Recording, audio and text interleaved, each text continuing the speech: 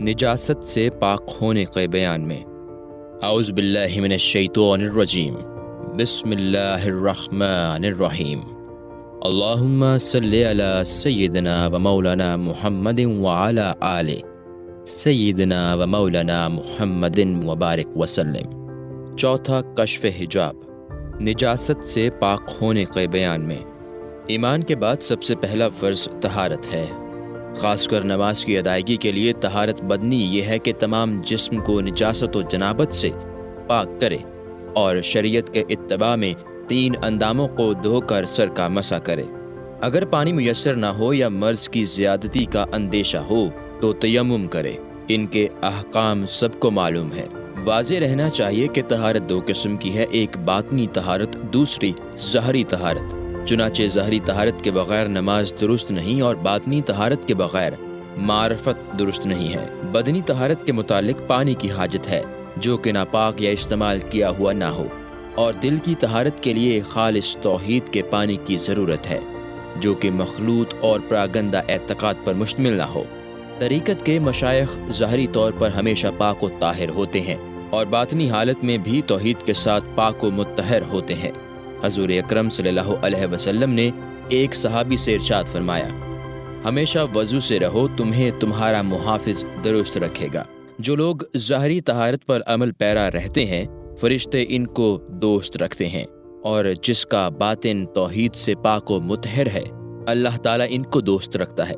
سید عالم صلی اللہ علیہ وسلم ہمیشہ اپنی دعاؤں میں یہ کہا کرتے تھے کہ اللہم طہر قلبی من النفاق، اے خدا میرے دل کو باطنی آلودگیوں سے پاک رکھ، اور کسی قسم کی باطنی آلودگی آپ کے قلب اطہر تک نہیں پہنچ سکی۔ اپنی بزرگیوں کو دیکھنا غیر خدا کا اثبات کرنا ہے، اور غیر کا اثبات مقام توحید میں نفاق ڈالتا ہے۔ مانا کہ مریدان باصفہ اپنے مشائخ کی کرامتوں اور بزرگیوں کو سرمہ بصیرت بناتے ہیں، لیکن آخرکار ان کے کمال کے مقام میں بہت بڑا حجاب ہے، اس لیے کہ جو بھی غیر ہو اس کی دید آفت ہے۔ حضرت باجزید بسطامی رحمۃ اللہ علیہ فرماتے ہیں کہ عارفوں کا نفاق مریدوں کے اخلاص سے افضل ہے۔ مطلب یہ ہے کہ جو مرید کا مقام ہوتا ہے وہ کامل کا حجاب ہے۔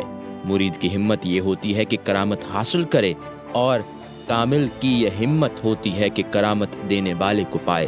غرض کے اثبات کرامت اہل حق کے لیے نفاق نظر آتا ہے، کیونکہ اس کی دید بھی معائنہ غیر ہے۔ اسی طرح حق تعالیٰ کے دوست جسے آفت جانتے ہیں اسے تمام گناہ گار معصیت سے نجات سمجھتے ہیں، اور گناہ گاروں کے معاصی کو گمراہ لوگ نجات جانتے ہیں، کیونکہ اگر کافر جانتے کہ ان کے گناہ خدا کو ناپسند ہیں جیسا کہ گناہ گار جانتے ہیں تو وہ کفر سے نجات پاتے، اور گناہ گار جانتے کہ ان کے تمام معاملات محل علت ہیں یعنی سقیم ہیں جیسا کہ محبوبان خدا جانتے ہیں، تو وہ سب معاصی سے نجات پا کر تمام آفتوں سے پاک ہو جاتے۔ لہٰذا مناسب یہی ہے کہ ظاہری طہارت باطنی طہارت کے موافق ہو۔ مطلب یہ ہے کہ جب ہاتھ دھوئے جائیں تو چاہیے کہ دل سے دنیا کی محبت دھو ڈالی جائے۔ اسی طرح جب استنجا کرے تو مناسب ہے کہ جس طرح ظاہری گندگی کو دور کیا جائے اسی طرح باطن سے بھی غیر خدا کی محبت کو دور کر دیا جائے۔ جب منہ میں پانی لیا جائے تو مناسب ہے کہ منہ کو غیر کی یاد سے پاک کرے۔ جب ناک میں پانی ڈالے تو سزاوار ہے کہ شہوتوں کو اپنے اوپر حرام گردانے۔ جب چہرہ دھوئے تو مناسب ہے کہ تمام الفتوں سے یکدم کنارہ کش ہو جائے اور حق کی طرف متوجہ ہو جائے، اور جب ہاتھوں کو دھوئے تو اپنے نصیبوں سے دست خوش ہو جائے، اور جب سر کا مسح کرے تو مناسب ہے کہ اپنے معاملات کو حق تعالیٰ کے سپرد کر دے۔ جب پاؤں دھوئے تو زیبا ہے کہ فرمان الہی کے خلاف ہر چیز پر قائم رہنے سے بچنے کی نیت کرے۔ جب اس پر عمل کرے گا تو اسے دونوں قسم کی طہارت حاصل ہو جائے گی۔ اس کے لیے تمام ظاہری شرعی امور باطن کے ساتھ ہوئے ہیں۔ یہی خاصہ ایمان ہے کہ ظاہر میں زبان سے اقرار ہو تو باطن میں اس کی تصدیق بھی۔ نیت کا تعلق دل سے ہے۔ شریعت میں طاعت کے احکام جسم ظاہری پر ہیں، لہٰذا دل کی طہارت کا طریقہ دنیا کی آفت میں غور و فکر کرنا ہے، اور یہ دیکھنا ہے کہ دنیا غداری کی جگہ اور محل فنا ہے۔ دل کو اس سے خالی کرے۔ یہ کیفیت بکثرت مجاہدے کی ذریعہ حاصل ہوتی ہے، اور مجاہدے میں اہم ترین بات ظاہری آداب کی حفاظت اور ہر حال میں اس پر مداومت ہے۔ حضرت ابراہیم خواص رحمۃ اللہ علیہ فرماتے ہیں کہ مجھے حق تعالیٰ کے حقوق ادا کرنے کے لیے دنیا میں ابدی عمر کی ضرورت ہے، یہاں تک کہ اگر ساری مخلوق خدا کو بھول جائے اور دنیاوی نعمتوں میں مست ہو جائے تو میں اکیلا و تنہا دنیا کی بلاؤں میں شریعت کے آداب کے تحفظ میں کھڑا ہو جاؤں اور حق تعالیٰ کی یاد میں منہمک رہوں، واللہ عالم بالصواب۔ حضرت ابو طاہر حرمی مکہ مکرمہ میں 40 سال اس حال میں مقیم رہے کہ کبھی رفع حاجت نہ کی۔ جب بھی وہ حدود حرم سے باہر رفع حاجت کے لیے جاتے خیال آ جاتا کہ وہ زمین ہے جسے حق تعالیٰ نے اپنے ساتھ منسوب فرمایا ہے، استعمال شدہ پانی کو بھی اس جگہ گرانا مکروہ سمجھا۔ حضرت ابراہیم خواص رحمۃ اللہ علیہ کا واقعہ ہے کہ رے کی جامع مسجد میں مرض اس حال لاحق ہوا، دن رات میں انہوں نے 60 مرتبہ غسل کیا، بالآخر ان کی وفات پانی ہی میں واقع ہوئی۔ حضرت علی رتباری رحمۃ اللہ علیہ عرصہ تک وسوسہ طہارت میں مبتلا رہے۔ وہ فرماتے ہیں کہ ایک دن دریا میں صبح سے ٹھہرا ہوا تھا، یہاں تک کہ سورج نکل آیا اور میں پانی ہی میں رہا۔ اس وقت تک دل میں رنج پیدا ہوا، میں نے خدا سے التجا کی، العافیہ العافیہ۔ دریا سے مجھے غیبی آواز سنائی دی، العافیۃ فی العلم، آرام علم میں ہے۔ حضرت ابو سفیان سوری رحمۃ اللہ علیہ نے بیماری کی حالت میں ایک نماز کے لیے 60 مرتبہ طہارت کی۔ مرض موت میں انتقال کے دن خدا سے دعا مانگی کہ اے خدا، موت کو حکم دے کہ وہ اس وقت آئے جبکہ میں پاک و صاف ہوں۔ حضرت شبلی علیہ الرحمہ نے ایک دن مسجد میں جانے کے لیے طہارت کی، غیب سے ندا آئی کہ تم نے ظاہر کو تو آراستہ کر لیا، باطن کی صفائی کہاں ہے؟ وہ لوٹ آئے اور تمام ساز و سامان صدقہ کر دیا اور 1 سال تک صرف اسی قدر لباس پہنا جس سے نماز جائز ہو سکے۔ پھر جب حضرت جنید بغدادی رحمۃ اللہ علیہ کے پاس وہ حاضر ہوئے تو فرمایا، اے ابو بکر، جو طہارت تم نے کی ہے وہ بہت سود مند ہے، اللہ تعالیٰ تمہیں اس طہارت پر ہمیشہ قائم رکھے۔ اس کے بعد حضرت شبلی آخر وقت تک کبھی بے طہارت نہ رہے۔ جب ان کے انتقال کا وقت آیا تو ان کی طہارت ٹوٹ گئی۔ آپ نے اپنے مرید کی طرف اشارہ فرمایا کہ مجھے طہارت کرائے۔ مرید نے انہیں طہارت کرائی لیکن داڑھی میں خلال کرنا وہ بھول گیا۔ اس وقت ان میں قلام کرنے کی سخت نہ تھی۔ مرید کا ہاتھ پکڑ کر داڑھی کی طرف اشارہ فرمایا، پھر اس نے داڑھی میں خلال کیا۔ آپ فرمایا کرتے تھے کہ میں نے کبھی طہارت کا کوئی ادب ترک نہیں کیا، جب بھی ایسا ہو میرے باطن پر نصیحت ظاہر ہو گئی ہے۔ حضرت بایزید بسطامی رحمۃ اللہ علیہ فرماتے ہیں کہ جب کبھی میرے دل پر دنیا کا اندیشہ گزرتا میں فوراً وضو کر لیتا، اور جب آخرت کا اندیشہ گزرتا تو غسل کر لیتا، کیونکہ دنیا محدث ہے، اس کا اندیشہ حدث ہے، اور آخرت محل غیبت و آرام ہے، اس کا اندیشہ جنابت ہے، لہٰذا حدث سے وضو اور جنابت سے غسل واجب ہو جاتا ہے۔ حضرت شبلی علیہ الرحمہ ایک دن وضو کے بعد جب مسجد کے دروازے پر آئے تو ان کے دل میں آواز آئی کہ اے ابو بکر، تم ایسی طہارت رکھتے ہو اور اس گستاخی کے ساتھ ہمارے گھر میں داخل ہونا چاہتے ہو۔ جب یہ سنا تو واپس لوٹے۔ پھر ندا آئی کہ ہمارے دروازے سے ہٹ کر کدھر کا ارادہ ہے؟ یہ سن کر ان کی چیخ نکل گئی۔ ندا آئی، ہم پر طعنا کرتے ہو؟ وہ اپنی جگہ خاموش کھڑے ہو گئے۔ اور پھر آواز آئی کہ تم ہمارے سامنے بلا کے تحمل کا دعویٰ کرتے ہو۔ اس وقت حضرت شبلی نے پکارا، اے خدا، تیری جنابت سے تیری ہی طرف فریاد ہے۔ طہارت کی تحقیق میں مشائخ کے بکثرت ارشادات ہیں، وہ ہمیشہ مریدوں کو ظاہر و باطن کی طہارت کا حکم دیتے رہے ہیں کہ جب بارگاہ الہی میں حاضر ہونے کا ارادہ کرو تو ظاہری عبادت کے لیے ظاہری طہارت کرو، اور جب باطن میں قربت کا قصد کرو تو باطن کی طہارت کرو۔ ظاہری طہارت پانی سے ہے اور باطنی طہارت توبہ اور رجوع کے ذریعہ ہے۔ اب میں توبہ اور اس کے متعلقات کی تشریح کرتا ہوں۔ توبہ اور اس کے متعلقات کا بیان۔ واضح رہنا چاہیے کہ سالکان راہ حق کا پہلا مقام توبہ ہے، جس طرح کے طالبان عبادت کے لیے پہلا درجہ طہارت ہے۔ اللہ تعالیٰ کا ارشاد ہے، یا ایھا الذین آمنوا توبوا الی اللہ توبۃ نصوحا، التحریم آیت 8۔ اے ایمان والو، اللہ کے حضور میں دل سے توبہ کرو۔ نیز ارشاد ہے، وَتُوبُوا إِلَى اللَّهِ جَمِيعًا أَيُّهَا الْمُؤْمِنُونَ لَعَلَّكُمْ تُفْلِحُونَ۔ النور آیت 31۔ اے مومنو، تم سب اللہ کے حضور میں توبہ کرو تاکہ تم فلاح پاؤ۔ حضور اکرم صلی اللہ علیہ وسلم کا ارشاد ہے، مَمِن شَيْءٍ أَحَبُّ إِلَى اللَّهِ مِن شَابٍ تَائِبٍ۔ اللہ کے نزدیک کوئی چیز اس سے زیادہ پسندیدہ نہیں کہ جوان آدمی توبہ کرے۔ رسول اللہ صلی اللہ علیہ وسلم نے فرمایا، التائب من الذنب کمن لا ذنب لہ۔ گناہ سے توبہ کرنے والا ایسا ہے جیسا کہ اس کا کوئی گناہ ہی نہیں۔ آپ کا یہ ارشاد بھی ہے، اذا احب اللہ عبدا لن یضرہ ذنب۔ اللہ تعالیٰ جب بندے کو محبوب بنا لیتا ہے تو اسے گناہ کوئی نقصان نہیں پہنچاتا۔ کسی نے عرض کیا، توبہ کی علت کیا ہے؟ فرمایا، ندامت۔ لیکن یہ جو فرمایا کہ دوستوں کے لیے گناہ نقصان رسا نہیں ہوتا، تو اس کا مطلب یہ ہے کہ گناہ سے بندہ کافر نہیں ہوتا اور نہ اس کے ایمان میں خلل ہوتا ہے، بشرطے کہ گناہ ایمان کو ضائع نہ کرے۔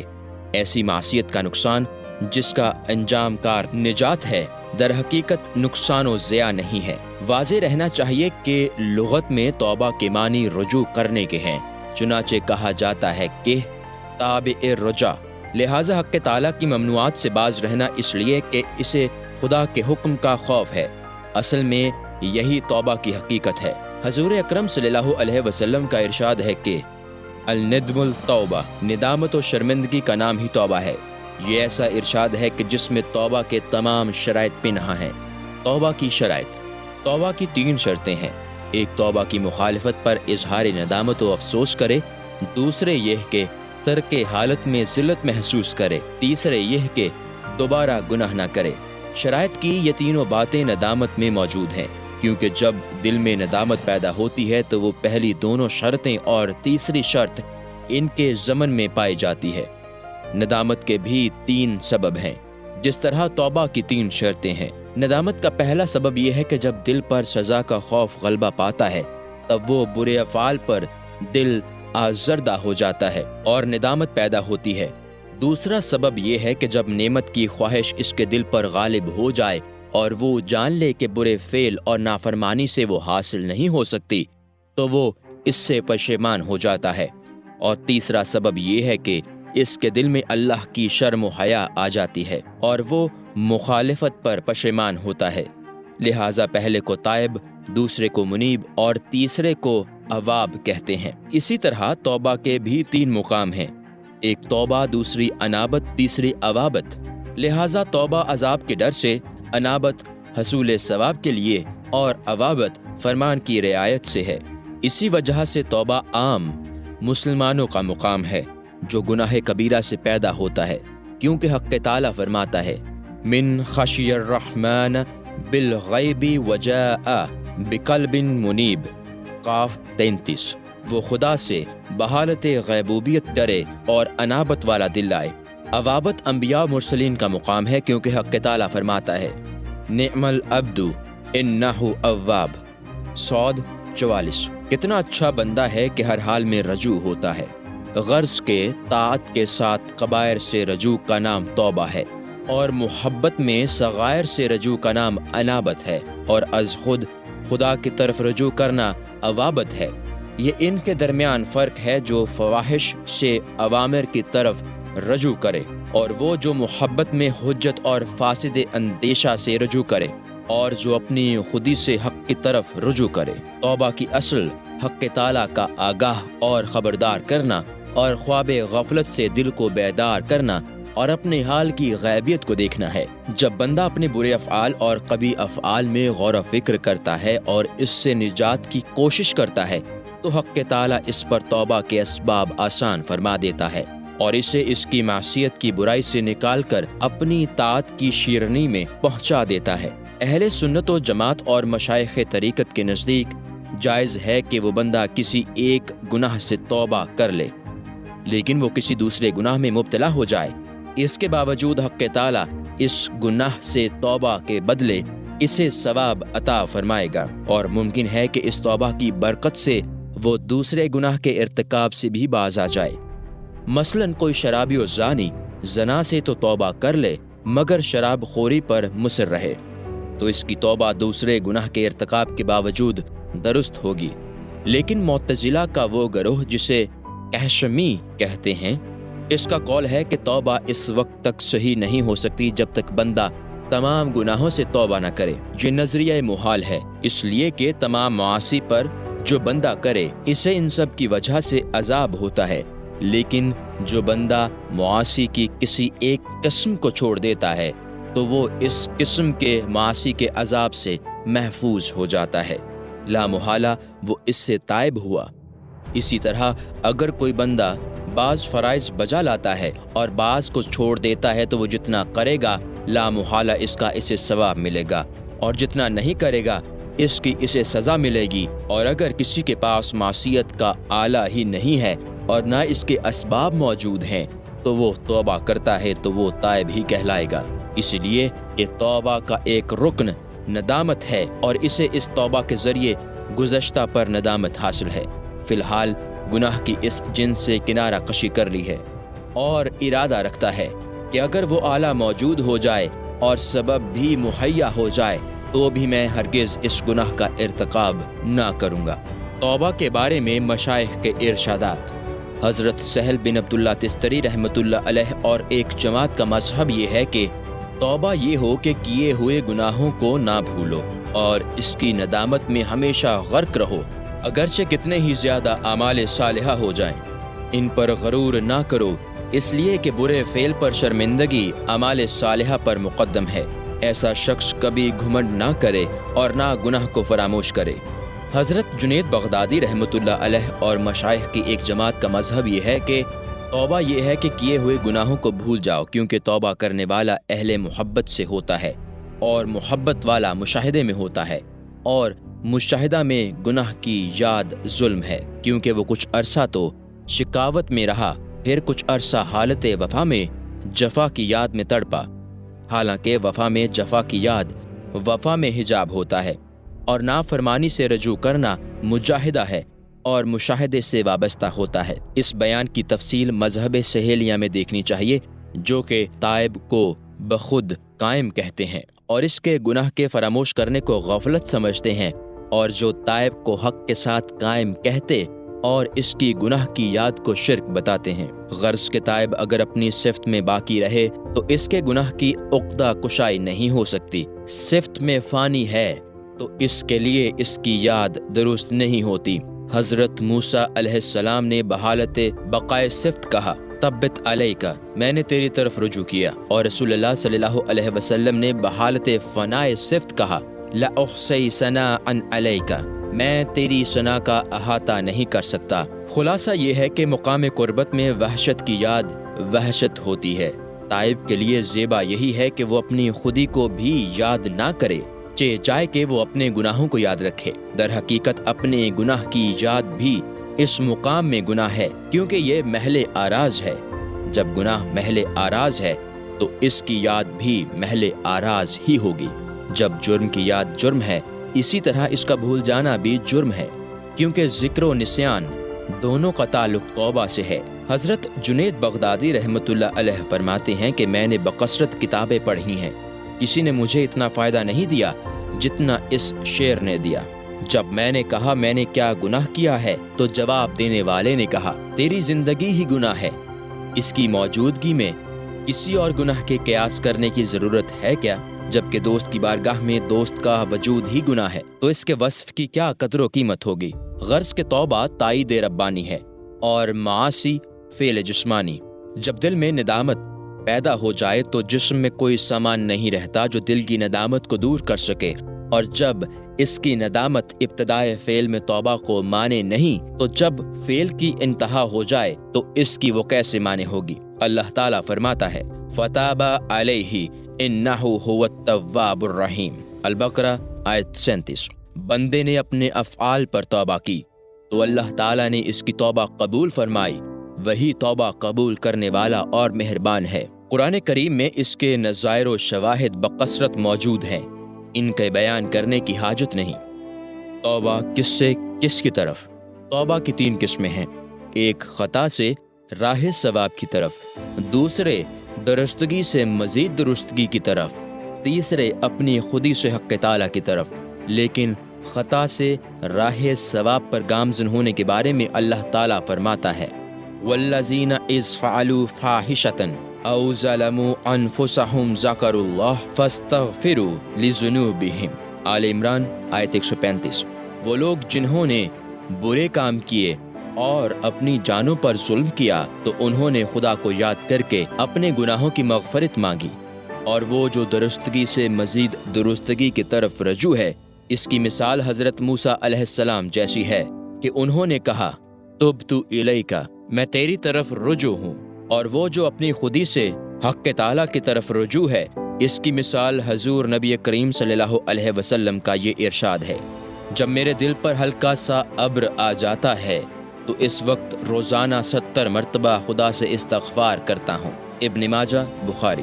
ارتکاب خطا و معصیت غایت درجہ قبیح فعل ہے، اور خطا و معصیت سے راہ ثواب کی طرف رجوع و توبہ عمدہ اور پسندیدہ عمل ہے۔ یہ عام لوگوں کی توبہ ہے اور اس کا عمل ظاہر ہے، اور راہ ثواب پر گامزن رہتے ہوئے اس کی موجودہ حالت پر توقف باعث حجاب ہوتا ہے۔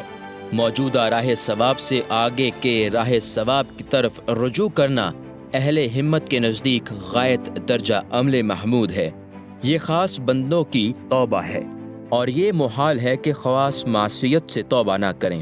حضرت موسیٰ علیہ السلام کے دل میں جب اس دنیا کے اندر دیدار الہی کی آرزو پیدا ہوئی تو انہوں نے اسی سے توبہ کی، اس لیے کہ دیدار کی خواہش اپنے اختیار سے تھی، اور دوستی میں اختیار آفت ہوتی ہے، اور اپنے اختیار کی آفت کو ترک کرنا لوگوں کے لیے ترک رویت اور درجہ محبت میں اپنی خودی سے حق کی طرف رجوع کرنے کی صورت میں نمودار ہوئی، جیسا کہ مقام عالی پر وقوف آفت ہے۔ اس سے توبہ کر کے اس سے بلند تر مقام پر فائز ہوتے ہیں۔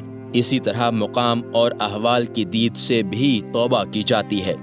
چنانچہ حضور اکرم صلی اللہ علیہ وسلم کے مقامات ہر آن ترقی پر رہے۔ جب کسی عالی مقام پر پہنچے تو اس سے نیچے مقام کے وقوف پر استغفار کیا کرتے تھے، اور اس مقام کی دید سے توبہ بجا لاتے تھے۔ واللہ عالم بالصواب۔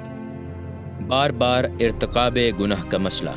واضح رہنا چاہیے کہ جب بندہ عہد کرے کہ آئندہ گناہ نہ کرے گا تو اس کی توبہ کے لیے تائید ربانی شرط نہیں ہے۔ اگر تائب پر پھر بھی ایسا وقت آ جائے کہ عہد کے باوجود گناہ سرزد ہو تو دوبارہ توبہ کرنا اس کی درستگی کے حکم میں ہوگا۔ طریقت کے مبتدیوں اور تائبوں سے ایسا ہوا ہے کہ توبہ کر لی ہے، پھر فساد لاحق ہوا اور معصیت کا ارتکاب ہو گیا، پھر جب خبردار ہوئے تو اس سے دوبارہ توبہ کی۔ یہاں تک کہ ایک بزرگ بیان کرتے ہیں کہ میں نے 70 بار توبہ کی ہے، اور ہر توبہ کے بعد برابر معصیت کا صدرور ہوتا رہا ہے۔ 71ویں مرتبہ توبہ کے بعد استقامت میسر آئی۔ حضرت ابو عمر نے حضرت جنید بغدادی رحمۃ اللہ علیہ سے بیان کیا کہ میں نے ابتدا میں حضرت ابو عثمان ہیری رحمۃ اللہ علیہ کی مجلس میں توبہ کی اور اس پر کچھ عرصہ قائم رہا، پھر میرے دل میں معصیت کی چاہت پیدا ہوئی اور میں نے ارتکاب کر لیا۔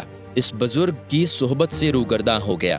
جب بھی میں انہیں دور سے دیکھتا تو میں شرمندہ ہو کر ادھر ادھر ہو جاتا کہ ان کے نظر مجھ پر نہ پڑے۔ اتفاق سے میرا ان کا آمنا سامنا ہو گیا۔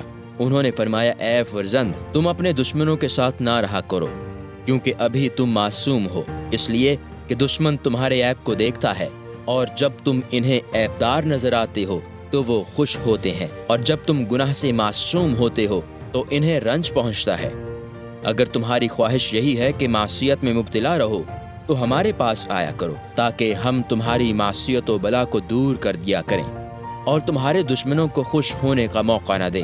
حضرت ابو عمر بیان کرتے ہیں کہ اس کے بعد میرا دل گناہ سے سیر ہو گیا اور صحیح توبہ نصیب ہو گئی۔ میں نے سنا ہے کہ ایک شخص نے گناہوں سے توبہ کی، اس کے بعد پھر اس سے گناہ سرزد ہو گیا، جس سے وہ بہت شرمسار ہوا۔ ایک دن اس نے اپنے دل میں کہا، اگر اب میں دوبارہ توبہ کر کے راہ ثواب اختیار کر لوں تو میرا حال کیا ہوگا؟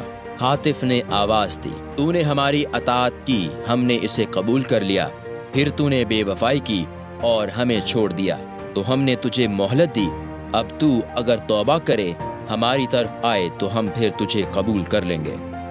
توبہ میں اقوال مشائخ۔ حضرت ذوالنون مصری رحمۃ اللہ علیہ فرماتے ہیں کہ عوام کی توبہ گناہوں سے اور خواص کی توبہ غفلت سے ہے، کیونکہ عوام سے صرف ظاہر حال پوچھا جائے گا اور خواص سے معاملہ کی تحقیق کی جائے گی۔ عوام کے لیے غفلت نعمت اور خواص کے لیے حجاب ہے۔